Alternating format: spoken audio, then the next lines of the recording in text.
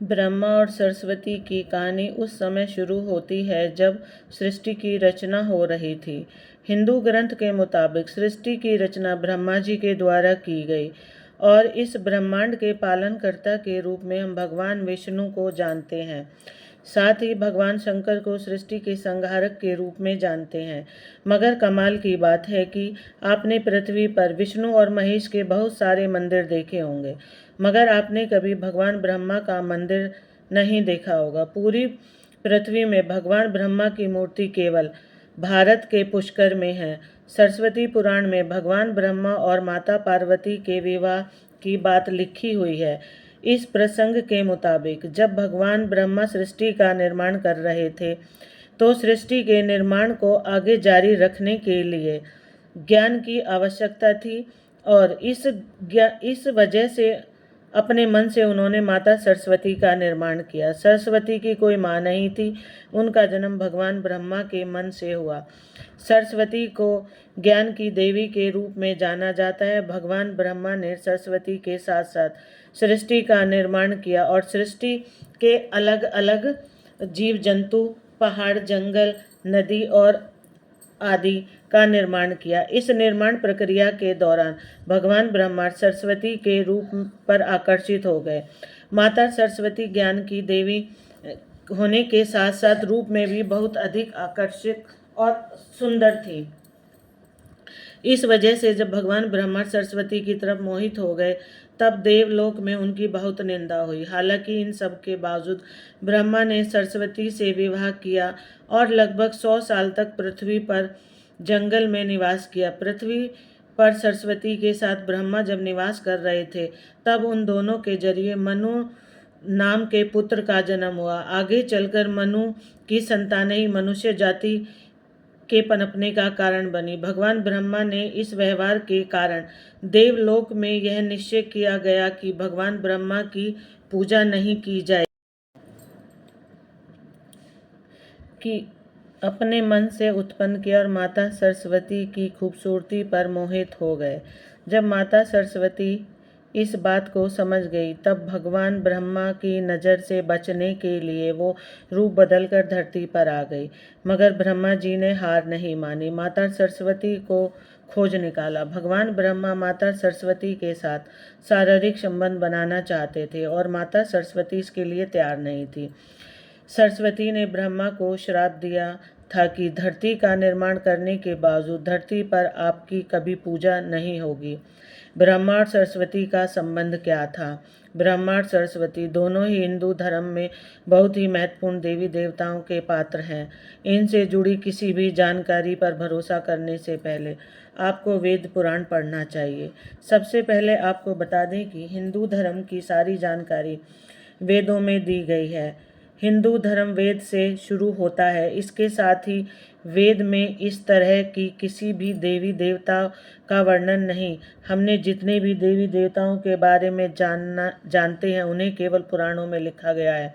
अब आपको यह समझना होगा कि ब्रह्मा और सरस्वती के संबंध को लेकर जो जानकारी दी जाती है, उसमें कहा जाता है कि इस जानकारी को सरस्वती पुराण से लिया गया, मगर सरस्वती पुराण नाम का कोई भी पुराण हिंदू धर्म में मौजूद नहीं है। हिंदू धर्म में 4 वेद और 18 पुराण की बात की गई है। इन पुराणों में सरस्वती पुराण नाम का कोई पुराण मौजूद नहीं है।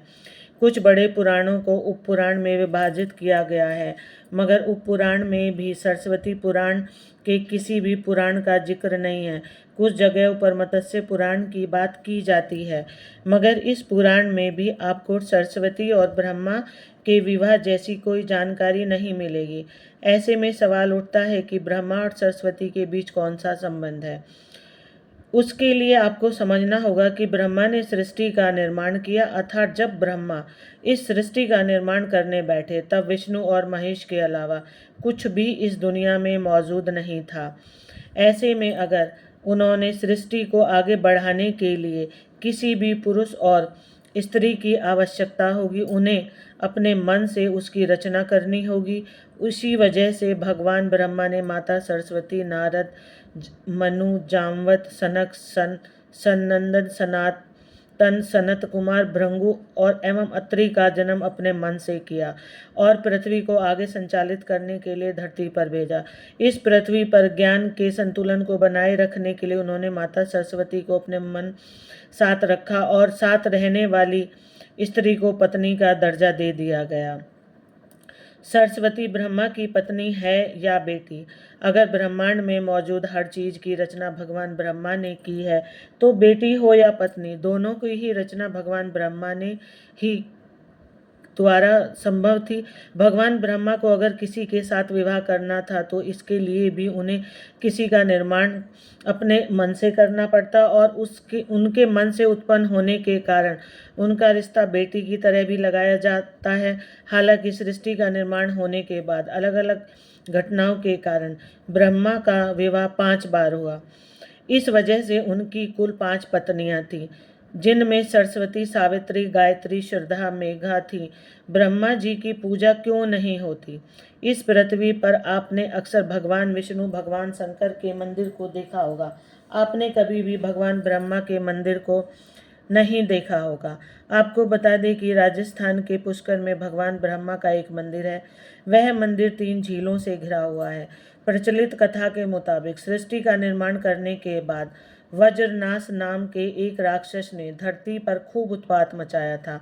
जब इस राक्षस ने भगवान ब्रह्मा के साथ दुर्व्यवहार शुरू कर दिया, तब ब्रह्मा जी ने वज्रनाश का वध कर दिया और इस दौरान उनके कमल के 3 टुकड़े धरती पर गिरे, जिससे बड़े बड़े झील बन गए। आज वह स्थान भारत के पुष्कर नाम के इलाके में है और उन 3 झीलों को व्याष्ठा, मध्य और कनिष्ठ पुष्कर के नाम से जाना जाता है। इन झीलों के निर्माण के कारण वहां पर एक यज्ञ करवाने का निश्चय किया गया। इस यज्ञ में साक्षात भगवान ब्रह्मा बैठने आए थे, मगर एक यज्ञ में पूजा पाठ में पत्नी को पति के साथ बैठना होता है। उस समय भगवान ब्रह्मा की पत्नी सावित्री थी, मगर उन्होंने आने में काफ़ी विलंब हो रहा था। बहुत देर इंतजार करने के बाद पूजा का मुहूर्त खत्म होने से बचाने के लिए भगवान विष्णु ने एक सुझाव रचा कि ब्रह्मा की शादी इसी पूजा के दौरान कर दी जाए। इस विचार पर सहमति दिखाते हुए नारद मुनि ने गायत्री नाम की एक स्थानीय लड़की को भगवान ब्रह्मा के साथ विवाह करने के लिए मना लिया। जब इन दोनों का विवाह हुआ और यज्ञ में भगवान ब्रह्मा गायत्री के साथ बैठकर पूजा को संपन्न किया, तब वहां माता सावित्री आ गई और वह पूरी गतिविधि पर खूब क्रोधित हुई। उन्होंने इस क्रोध में आकर भगवान ब्रह्मा को श्राप दिया कि इसके बाद उन्होंने नारद को शादी के लिए लड़की खोज कर लाने के कारण श्राप दिया कि नारद आजीवन कुंवारे रहेंगे। जब माता सावित्री को पता चला कि यह विचार भगवान विष्णु ने प्रकट किया तो उनके श्राप से वह भी नहीं बच पाए। माता सावित्री ने भगवान विष्णु को श्राप दिया कि वह अपनी पत्नी के वियोग में तड़पेंगे। इसी श्राप के कारण राम अवतार में भगवान विष्णु को माता सीता से बिछुड़ने का दुख भोगना पड़ा। इसके बाद जब माता सावित्री का क्रोध कुछ कम हुआ, तब उन्होंने भगवान ब्रह्मा पर दया दिखाते हुए कहा कि उनकी पूजा धरती पर केवल एक जगह इस पुष्कर में ही हो सकती है। इसके बाद भगवान ब्रह्मा के इस व्यवहार से आहत होकर वह पुष्कर के समीप रत्नागिरी नाम के पहाड़ पर चली गई और हमेशा के लिए तपस्या में लीन हो गई। आज भी रत्नागिरी पहाड़ पर माता सावित्री का मंदिर है और उसके ठीक नीचे झील के बीच बसा पुष्कर ब्रह्मा मंदिर मौजूद है। इतिहासकारों के मुताबिक आचार्य शंकराचार्य के द्वारा सन 711 में यहाँ भगवान ब्रह्मा की मूर्ति की स्थापना की गई। इससे पहले यहाँ बिना मूर्ति की पूजा होती थी।